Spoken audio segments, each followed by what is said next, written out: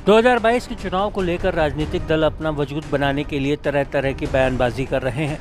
बड़े नेता अपनी ही पार्टी की उपलब्धि गिना रहे तो दूसरी तरफ विपक्ष पर वार करने से भी नहीं चूक रहे। आरोप प्रत्यारोप का दौर लगातार राजनीति में जारी है। बसपा महासचिव सतीश चंद्र मिश्रा की तरफ से एक जनसभा आयोजित की गई जिसमें ब्राह्मणों को बुलाया गया, लेकिन यहां उनका अपमान हो गया। ब्राह्मणों की टोली बसपा और बसपा के महासचिव सतीश चंद्र मिश्रा पर आरोप लगाते हुए हंगामा करने लगी।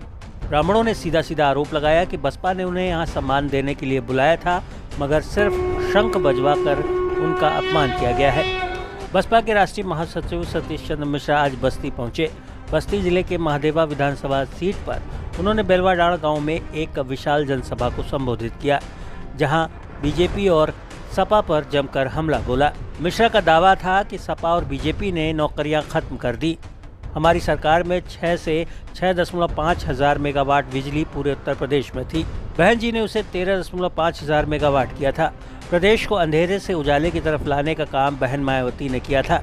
कई नए कारखाने लगाए गए, 23.5 लाख लोगों को नौकरी दी गई, जबकि 1.10 लाख सफाई कर्मी, 2 लाख से ज़्यादा पुलिस विभाग में नौकरी दी गई। इतना ही नहीं, 2 लाख से ज़्यादा अध्यापकों को भी नौकरी दी गई। आज बीजेपी और सपा ने इन जगहों पर नौकरियां खत्म कर दी हैं। बीजेपी ने इन जगहों को प्राइवेट हाथों में दे दिया और सरकारी नौकरियां बंद कर दी हैं। अब ठेकेदारों को बुला लिया गया है और कहाँ गए वो ठेके जिन पर नौकरी दी जाएगी। ठेके की नौकरी में रिजर्वेशन नहीं दिया जाता है। अपर कास्ट लोगों को नौकरी मिलती है, न कि रिजर्वेशन वालों को। उन्होंने सपा पर हमला बोलते हुए कहा कि मुजफ्फरनगर में दंगे हो रहे थे और सैफई में मुख्यमंत्री बैठकर नाच गाना देख रहे थे। ये इनकी सोच है, जबकि बहन मायावती की सोच है कि पूरे प्रदेश का विकास हो। जब बहन मायावती ने अपने संतों गुरुओं का स्मारक बनाना शुरू किया तो कुछ लोगों ने न्यायालय में PIL डालना शुरू किया और इनकी संख्या 101 तक पहुंच गई। सतीश चंद्र मिश्रा ने दावा किया कि हम लोग कभी हारे नहीं, बल्कि बहुजन समाज पार्टी ने हमेशा जीतने का काम किया। एक भव्य स्मारक लखनऊ में बनकर तैयार हुआ है। ऐसा स्मारक पूरे विश्व में देखने को नहीं मिला। स्मारक के अलावा 29.5 हजार अम्बेडकर गाँव का उन्होंने समग्र विकास किया। 29 हजार प्राइमरी स्कूल और 5.5 हजार जूनियर हाई स्कूल बनाने का काम हुआ। 1 दर्जन से ज़्यादा यूनिवर्सिटी और मेडिकल कॉलेज बहन जी की सरकार में बने हैं। लखनऊ में अरबी, फारसी और विकलांग जनों के लिए यूनिवर्सिटी बनाने का काम अगर किसी ने किया तो वो बसपा सरकार ने किया। आप ये बताइए, आपको बसपा ने यहाँ बुलाया, कोई भी पार्टी हो, ब्राह्मण का सम्मान करे, ब्राह्मणों के साथ रहे, तभी वो आपको यहाँ शंख बजाने के लिए बुलाया गया था या वाकई सम्मान देने के लिए?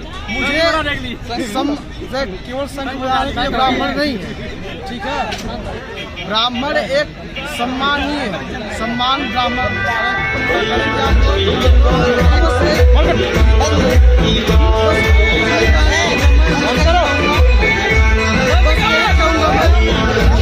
सम्मान करे। तभी वो रूप से जीतेगा।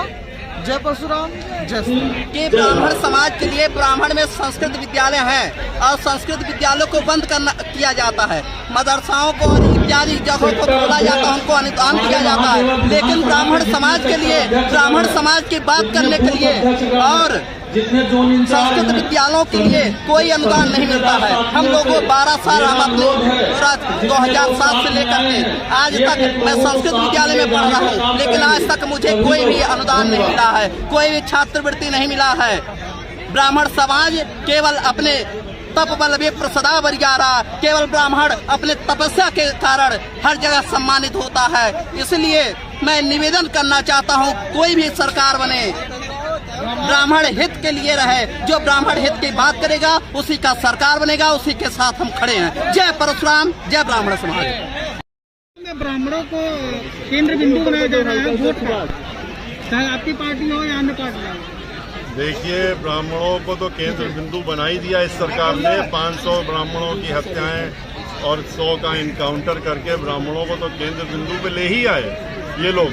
और अब जो है परेशान होकर के जब ब्राह्मण समाज ने ये घोषणा कर दी है घूम घूम के हर जिले में कि हम लोग बहुजन समाज पार्टी के साथ में हैं और भारतीय जनता पार्टी को उखाड़ के फेंकने का संकल्प ले रहे हैं, तब वो 10, 12, 4, 2 इस तरह के आदमियों को ढूंढ करके और कमेटी बना रहे हैं। वो भी किसको बना रहे हैं? जिनके साथ में इन्होंने उनको बेइज्जत करके पहले मंत्री पद से निकाला, आपके इसी क्षेत्र के हैं, उनको पहले निकाल दिया, नोएडा से निकाल दिया, अब उनको उस कमेटी में बैठा रहे हैं। तो इनकी क्या सोच है तो आपको मालूम हो गया ब्राह्मणों के बारे में। बीजेपी वाले कहते हैं कि मंदिर भी बनेगा, 2022 में उनकी सरकार भी बनेगी। देखिए 2 साल तो निकल गए, अभी तक तो न्यू नहीं खोद पाए हैं, तो मंदिर क्या बनाएंगे? जब तक चुनाव होते रहेंगे इस देश में तब तक वो मंदिर नहीं बनेगा।